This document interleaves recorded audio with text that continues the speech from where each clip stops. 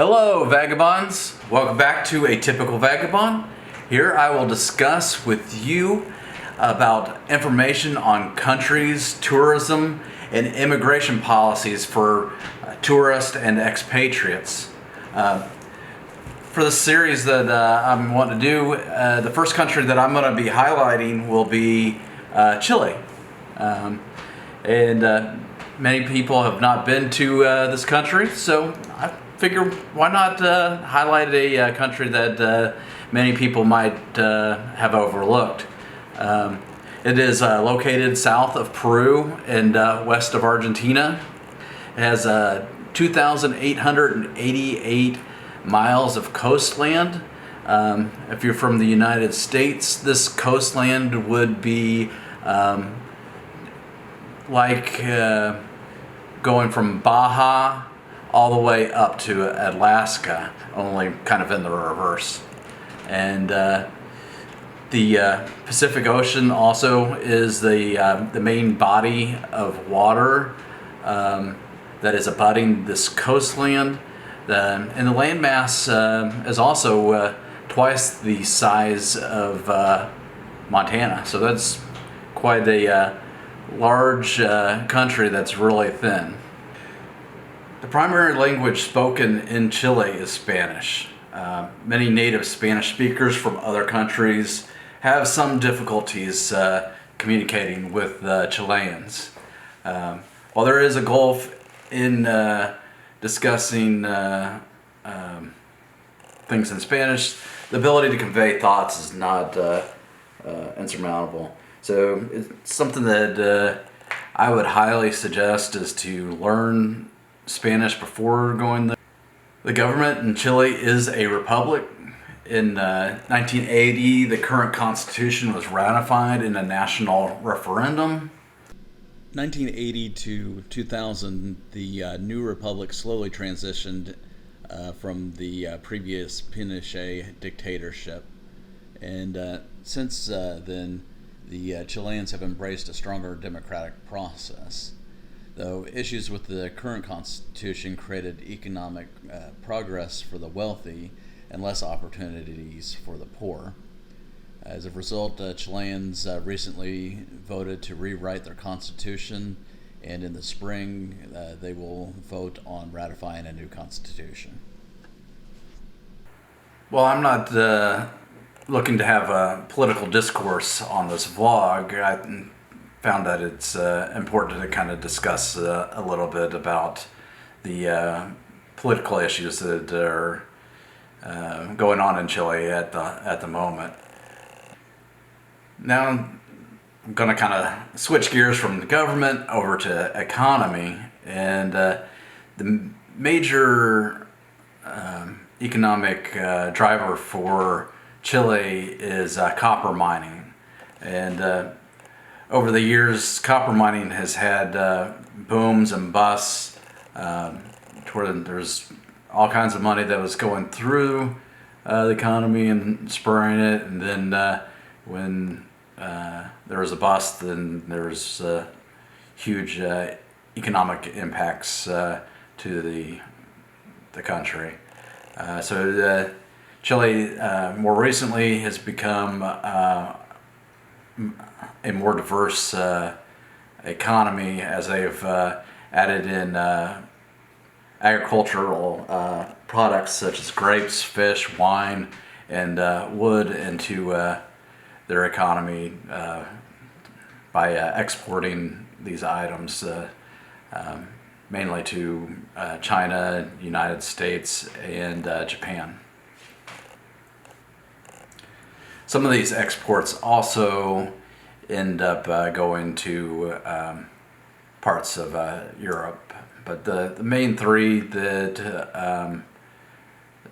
their products are exported to is China, the United States, and Japan. So to have a trade partner, you also have to have imports, and the primary import that Chile needs is petroleum products for basically to help out with their the copper mining, because they need gasoline to fuel the trucks to get the copper moved out of the mines. And the three major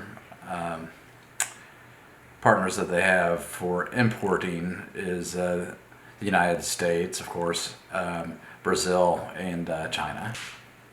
Since Chile does not make their own gasoline, the gas at the gas stations is extremely expensive, up to about 5 times what is purchased in the United States. What makes Chile unique for climates and cultural attractions? What you can find in Chile is very diverse, and it has 16 different regions that range from desert areas of the Atacama Desert to the semi-arid wine country. So if you're a wine lover, the wine is some of the best in the world. Then if you go down further south, there's the wet river regions in Valdivia. There's the lake regions that are equally amazing. And then you have the mountaintops that have the volcanoes where there's snow, and it goes all the way down south to the Antarctic regions. Since there is varying climates in Chile from the north to the south, there are many different cultural attractions that are associated with these different regions. So with the future videos that I'm going to be producing, I will have a more focus on these cultural attractions for those regions.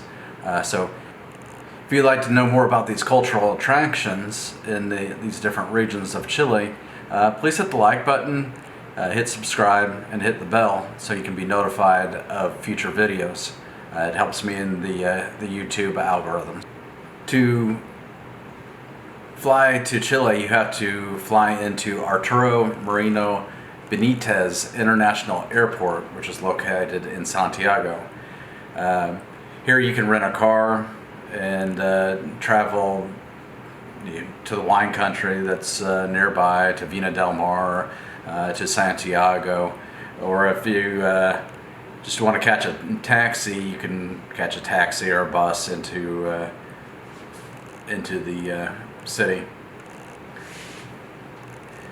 If you're looking at renting a car, I found that this was a little bit tricky, as you have to take a little shuttle over to the rental lots where all the cars are. So you have your budget and those rental car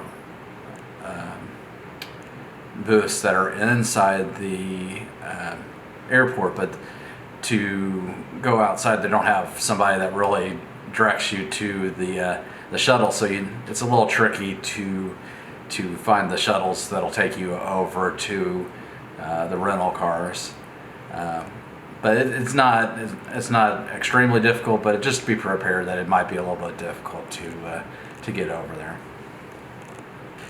If Santiago is not your final destination in Chile, and you're looking at traveling via air, there are 125 different airports in Chile that you can fly into, and this includes every single region in Chile. So you can get anywhere that you need to be in Chile via an airplane.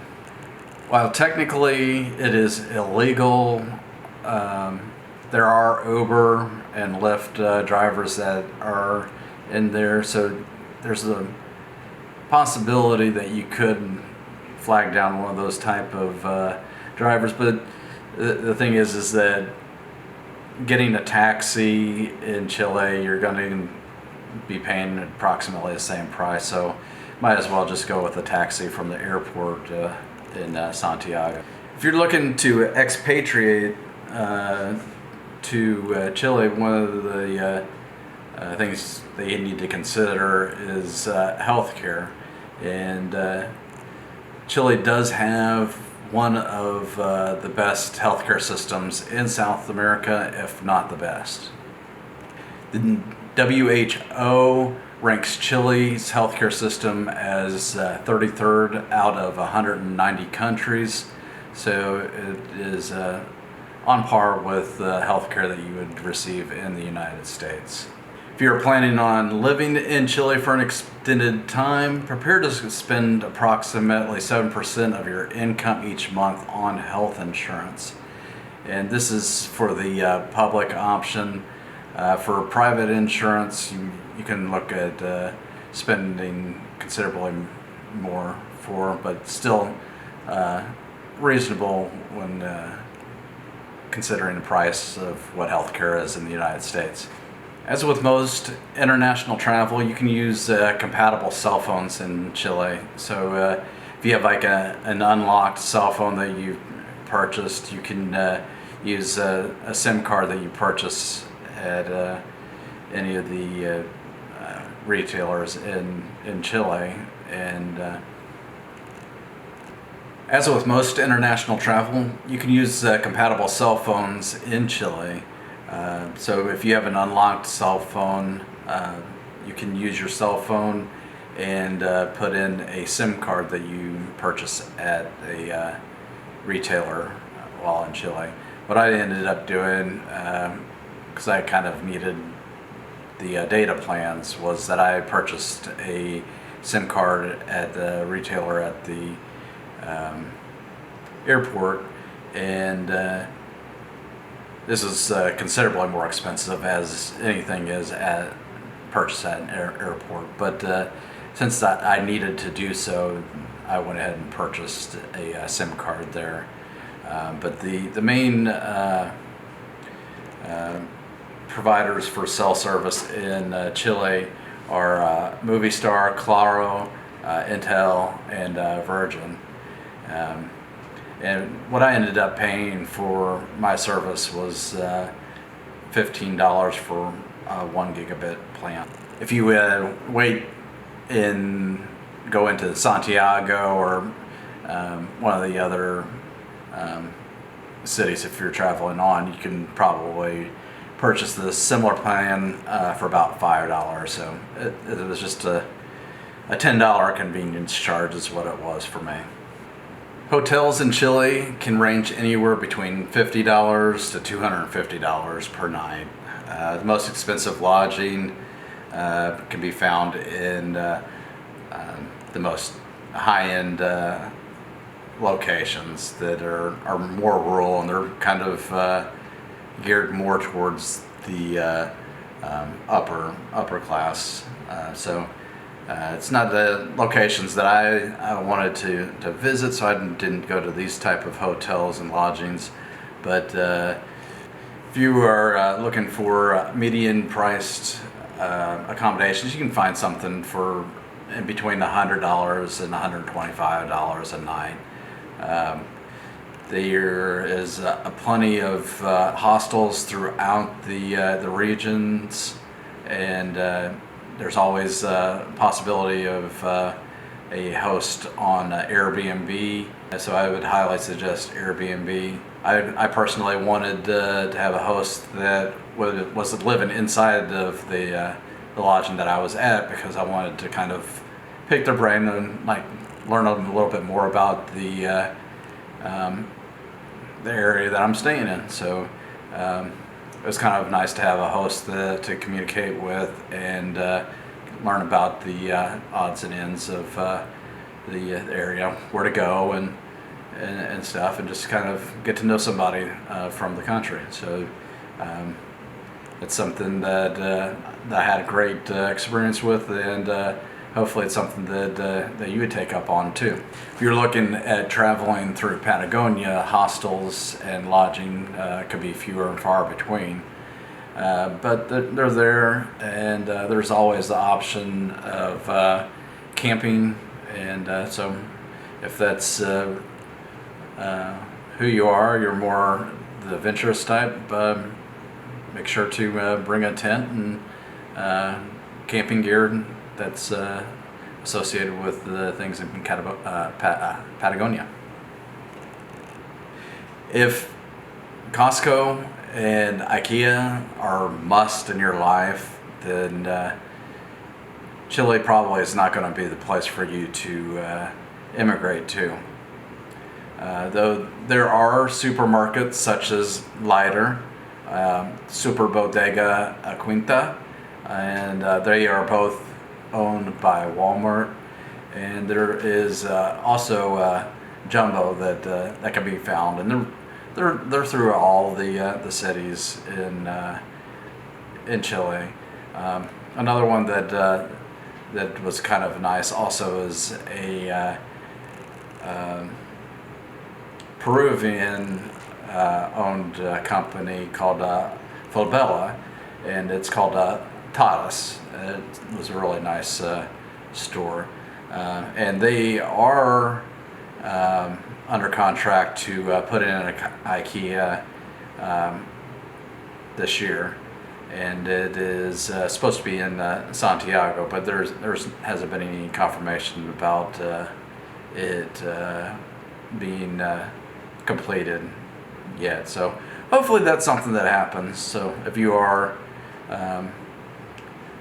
needing an IKEA, there would be access to one in the Santiago area. As for food, every restaurant that I ended up visiting was delicious. Whether it was fish dinners to steak dinners to just breakfast. I absolutely loved every single thing that I ate there. The one thing that my wife absolutely loves was the papa fritas. Something about the way that they grow potatoes down in Chile that are absolutely mind-blowing. Anyway, if you liked what you saw today on here, please hit the like button, hit subscribe. It helps out with the algorithms to help me out. And if you want to see more content, please hit the bell. And until then, I'll see you on the next one.